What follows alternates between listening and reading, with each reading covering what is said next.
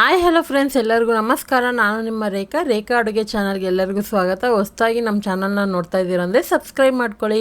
ಬನ್ನಿ, ಇವತ್ತೊಂದು ಸೂಪರ್ ಆಗಿರುವಂಥ ರೆಸಿಪಿ ತಂದಿದ್ದೀನಿ. ನೋಡೋದಕ್ಕೆ ಕಲರ್ಫುಲ್ ಆಗಿರುತ್ತೆ. ಇದೊಂದು ಪಾಸ್ತಾ ರೆಸಿಪಿ. ಸೊ ಮಕ್ಕಳಿಗಂತೂ ಈ ವಿಂಟರ್ ಸ್ಪೆಷಲಾಗಿ ಏನಾದರೂ ಸ್ನ್ಯಾಕ್ಸ್ ಕೇಳಿದಾಗ ಸ್ಕೂಲಿಂದ ಬಂದಾಗ ಮಾಡೋದಕ್ಕೊಂದು ಒಳ್ಳೆಯ ರೆಸಿಪಿ ಅಂತಲೇ ಹೇಳ್ಬೋದು. ಅಥವಾ ನೀವು ಬೆಳಗ್ಗೆ ಬ್ರೇಕ್ಫಾಸ್ಟಿಗೆ ಅಥವಾ ಸ್ನ್ಯಾಕ್ಸ್ ಥರ ಅಥವಾ ನೈಟ್ ಡಿನ್ನರ್ಗೂ ಸಹ ಈ ರೆಸಿಪಿನ ಟ್ರೈ ಮಾಡ್ಬೋದು. ತುಂಬಾ ಕ್ವಿಕ್ಕಾಗಿ ಈಸಿಯಾಗಿ ತೋರಿಸ್ಕೊಟ್ಟಿದ್ದೀನಿ. ಇವತ್ತಿನ ರೆಸಿಪಿ ಇಷ್ಟ ಆಯ್ತು ಅಂದರೆ ಲೈಕ್ ಮಾಡಿ, ಶೇರ್ ಮಾಡಿ, ಯಾವ ಥರ ಇತ್ತು ಅಂತ ಕಮೆಂಟ್ ಮಾಡಿ. ಬನ್ನಿ ಇವಾಗ ಯಾವ ರೀತಿ ಮಾಡೋದಂತ ನೋಡೋಣ. ಇಲ್ಲಿ ನಾನು ಪಾತ್ರೆಯಲ್ಲಿ ನೀರು ಇಟ್ಟಿದ್ದೀನಿ ಕಾಯೋದಕ್ಕೆ. ಚೆನ್ನಾಗಿ ನೀರು ಕುದೀತಾ ಇರಬೇಕು. ಇಲ್ಲಿ ನಾನು ಈ ಥರ ಡಿಸೈನಲ್ಲಿ ಪಾಸ್ತಾ ತೊಗೊಂಡಿದ್ದೀನಿ. ಪಾಸ್ತಾದಲ್ಲಿ ಎಷ್ಟೊಂದು ವೆರೈಟಿ ಆಫ್ ಬರುತ್ತೆ ಡಿಸೈನು, ನೀವು ಯಾವುದಾದ್ರೂ ಯೂಸ್ ಮಾಡ್ಕೋಬೋದು. ಇದಕ್ಕೆ 1 ಟೇಬಲ್ ಸ್ಪೂನ್ ಎಣ್ಣೆ ಹಾಕ್ಕೊತಾ ಇದ್ದೀನಿ, ಯಾಕಂದರೆ ಬೆಂದಮೇಲೆ ಇದು ಒಂದಕ್ಕೊಂದು ಅಂಟಲ್ಲ ಅಂತ. ಹಾಗೆ ಒಂದು ಅರ್ಧ ಟೀ ಸ್ಪೂನ್ ಆಗೋಷ್ಟು ಉಪ್ಪು ಹಾಕ್ಕೊಂಡು ಇಲ್ಲಿ ನಾನು 1 ಕಪ್ ಆಗೋಷ್ಟು ನಾನು ಬಟಾಣಿ ತೊಗೊಂಡಿದ್ದೀನಿ. ಸೇಮ್ ಅದೇ ಅಳತೆನಲ್ಲಿ ಸ್ವೀಟ್ ಕಾರ್ನು ಮತ್ತು ಕ್ಯಾರೆಟ್ ತೊಗೊಂಡಿದ್ದೀನಿ. ತರಕಾರಿ ನಿಮಗೆ ಬೀನ್ಸ್ ಕೂಡ ಹಾಕ್ಕೊಬೋದು. ಸೊ ಇಲ್ಲಿ ನಾನು 3 ಥರ ತರಕಾರಿ ಯೂಸ್ ಮಾಡಿದ್ದೀನಿ: ಸ್ವೀಟ್ ಕಾರ್ನು, ಕ್ಯಾರೆಟು, ಬಟಾಣಿ. ಸೊ ಇದನ್ನು ಪಾಸ್ತಾ ಜೊತೆಗೆ ಹಾಕಿ ಬೇಯಿಸಿದರೆ ಎರಡೂ ಒಂದೇ ಸಮ ಬೇಯುತ್ತೆ. ಟೈಮಿಂಗು ನಿಮಗೆ ಸೇವ್ ಆಗುತ್ತೆ. ಈ ಥರ ಫಾಲೋ ಮಾಡಿ ನೋಡಿ, ಯಾಕಂದರೆ ಕೆಲವರು ಸಪ್ರೇಟಾಗಿ ತರಕಾರಿನ ಬೇಯಿಸ್ಬಿಟ್ಟು ಕೂಡ ಮಾಡ್ತಾರೆ. ನೀವು ಒಂದೇ ಸರಿ ಪಾಸ್ತಾ ಜೊತೆಗೆ ಬೇಯಕ್ಕೆ ಹಾಕ್ಬಿಡಿ, ಆವಾಗ ಆ ಫ್ಲೇವರು ಟೇಸ್ಟ್ ಎಲ್ಲ ಚೆನ್ನಾಗಿರುತ್ತೆ.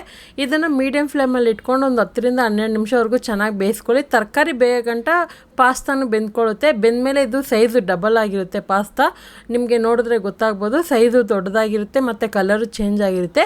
ಇವಾಗ ಇದನ್ನು ನಾವು ಎಲ್ಲ ಎತ್ತಿ ಒಂದು ಬೌಲಲ್ಲಿ ಹಾಕ್ಕೊಳ್ಳೋಣ. ನೀರನ್ನ ಸೋದಿಸ್ಕೋಬೇಕಾಗುತ್ತೆ. ಅದನ್ನು ನೀರು ನೀವು ಸೂಪ್ ಥರನೂ ಮಾಡ್ಕೊಂಡು ಕುಡಿಬೋದು, ಯಾಕಂದರೆ ತರಕಾರಿ ಎಲ್ಲ ಹಾಕಿದ್ರಲ್ಲ, ಅದಕ್ಕೋಸ್ಕರನೇ.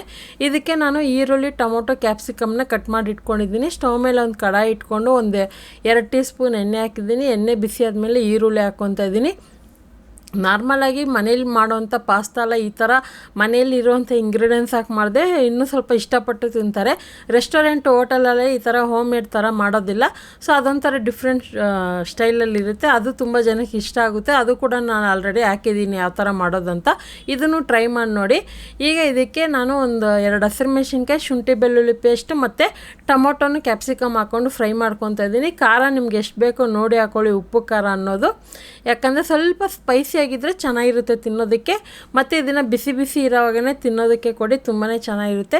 ಇದು ಸ್ವಲ್ಪ ಲೈಟಾಗಿ ಕಲರ್ ಚೇಂಜ್ ಆದರೆ ಸಾಕು. ಇವಾಗ ಇದಕ್ಕೆ ನಾನು 1 ಟೇಬಲ್ ಸ್ಪೂನ್ ಆಗೋಷ್ಟು ಪಾಸ್ತಾ ಸಾಸ್ ಅಂತ ರೆಡಿಮೇಡ್ ಸಿಗುತ್ತೆ, ಅದನ್ನು ಯೂಸ್ ಮಾಡ್ಕೊತಾ ಇದ್ದೀನಿ. ಅದಿಲ್ಲ ಅಂದರೆ ನೀವು ಟೊಮೊಟೊ ಸಾಸು, ಚಿಲ್ಲಿ ಸಾಸು ಏನಾದರೂ ಯೂಸ್ ಮಾಡ್ಕೋಬೋದು. ಹಾಗೆ ಇಲ್ಲಿ ಟೊಮೊಟೊ ಕೆಚಪ್ ಒಂದು ಅರ್ಧ ಟೇಬಲ್ ಸ್ಪೂನ್ ಹಾಕ್ಕೊತಾ ಇದ್ದೀನಿ. ಸ್ವಲ್ಪ ಮೈಲ್ಡಾಗೆ ನಾನು ಯೂಸ್ ಮಾಡ್ತಾಯಿದ್ದೀನಿ. ಜಾಸ್ತಿ ಗ್ರೇವಿ ಥರ ಬೇಕಂದರೆ ನೀವು ಜಾಸ್ತಿ ಕೂಡ ಆ್ಯಡ್ ಮಾಡ್ಕೊಬೋದು. ಸ್ವಲ್ಪ ಉಪ್ಪು ಖಾರ ಎಲ್ಲ ಇವಾಗ ನಾನು ಸ್ವಲ್ಪ ಕಡಿಮೆ ಮಾಡಿರೋದ್ರಿಂದ ಕರೆಕ್ಟಾಗಿ ಮಾಡ್ಕೊಂಡು ತಿಂತಾಯಿದ್ದೀನಿ. ನೀವು ಅದೇ ಥರನ ಕಮೆಂಟಲ್ಲಿ ತಿಳಿಸಿ. ಹಾಗೆ ಇದಕ್ಕೆ ಒಂದು ಹೋಮ್ ಮೇಡ್ ಫ್ಲೇವರ್ ಬರಬೇಕಂತ ಗರಂ ಮಸಾಲ ಹಾಕ್ಕೊಂಡಿದ್ದೀನಿ. ನೀವು ಬೇಕಂದರೆ ಚಿಕನ್ ಮಸಾಲ, ಮಟನ್ ಮಸಾಲ ಮತ್ತು ಚಿಲ್ಲಿ ಪೌಡರ್ ಅದೆಲ್ಲ ಯೂಸ್ ಮಾಡ್ಕೋಬೋದು. ಹೋಮ್ ಮೇಡ್ ಥರ ಮಾಡ್ಕೊಂಡು ತಿನ್ನಬೇಕಂದ್ರೆ ಆ ಥರ ಮಾಡ್ಬೋದು. ಇವಾಗ ಬೇಯಿಸ್ಕೊಂಡಿರುವಂಥ ಪಾಸ್ತಾ, ಬಟಾಣಿ, ಕ್ಯಾರೆಟ್, ಸ್ವೀಟ್ ಕಾರ್ನ್ ಹಾಕ್ಕೊತಾ ಇದ್ದೀನಿ. ಹಾಗೆ ಒಂದು ಸ್ವಲ್ಪ ಉಪ್ಪು ಹಾಕ್ಕೊತಾ ಇದ್ದೀನಿ. ನಾನು ಆಲ್ರೆಡಿ ಪಾಸ್ತಾದಲ್ಲಿ ಒಂದು 2-3 ವೆರೈಟಿ ರೆಸಿಪಿ ಹಾಕಿದ್ದೀನಿ, ನೋಡಿಲ್ಲ ಅಂದರೆ ಒಂದು ಸರಿ ಚೆಕ್ ಮಾಡಿ. ಯಾಕೆ ಈ ರೆಸಿಪಿ ಇವಾಗ ಹಾಕ್ತಾಯಿದ್ದೀನಿ ಅಂದರೆ ಈ ಥರ ಇದು ಈ ವಿಂಟರ್ ಸೀಸನಲ್ಲಿ ಬಿಸಿ ಬಿಸಿಯಾಗಿ ತಿನ್ನೋದಕ್ಕೆ ಚೆನ್ನಾಗಿರುತ್ತೆ. ಖಾರವಾಗಿ ಯಾರಂದರೆ ಕೆಲಸದಿಂದ ಬಂದಾಗೆಲ್ಲ, ಮಕ್ಕಳು ಸ್ಕೂಲಿಂದ ಬಂದಾಗ ಈವ್ನಿಂಗ್ ಟೈಮಲ್ಲಿ ತಿನ್ನೋದಕ್ಕೆ ಚೆನ್ನಾಗಿರುತ್ತೆ. ಕೆಲವರು ತರಕಾರಿ ತಿನ್ನೋದಿಲ್ಲ. ಈ ಥರ ಸ್ವಲ್ಪ ಪಾಸ್ತಾ ಜೊತೆಗೆ ಜಾಸ್ತಿ ತರಕಾರಿ ಹಾಕಿ ಮಾಡಿದಾಗ ಅವ್ರಿಗೆ ಗೊತ್ತಾಗೋದಿಲ್ಲ, ಟೇಸ್ಟಲ್ಲೂ ಚೆನ್ನಾಗಿ ತಿನ್ಕೊತಾರೆ. ಹಂಗಾಗಿ ಪೆಪ್ಪರ್ ಪುಡಿ ಒಂದು ಸ್ವಲ್ಪ ಹಾಕ್ಕೊಂಡು ಮಿಕ್ಸ್ ಮಾಡಿದ್ದೀನಿ. ಚೆನ್ನಾಗಿದೆಲ್ಲ ಮಸಾಲೆಲ್ಲ ಹೊಂದ್ಕೊಂಡ್ಮೇಲೆ ಕೊನೆಯಲ್ಲಿ ಕೊತ್ತಂಬರಿ ಹಾಕಿ ಇಳಿಸ್ಕೊಳ್ಳೋಣ. ನೋಡೋದಕ್ಕೆ ಕಲರ್ಫುಲ್ಲಾಗಿರುತ್ತೆ. ಇದನ್ನು ನೀವು ವೈಟ್ ಸಾಸ್ ಪಾಸ್ತಾ ಥರನೂ ಕನ್ವರ್ಟ್ ಮಾಡ್ಕೋಬೋದು, ಅಂದರೆ ನೀವೇ ಕ್ರಿಯೇಟ್ ಮಾಡ್ಕೋಬೋದು. ವೈಟ್ ಸಾಸ್ ಪಾಸ್ತಾ ರೆಸಿಪಿ ಹಾಕಿದ್ದೀನಿ, ಅದು ಬೇಕಂದರೆ ಚೆಕ್ ಮಾಡ್ಕೊಳ್ಳಿ.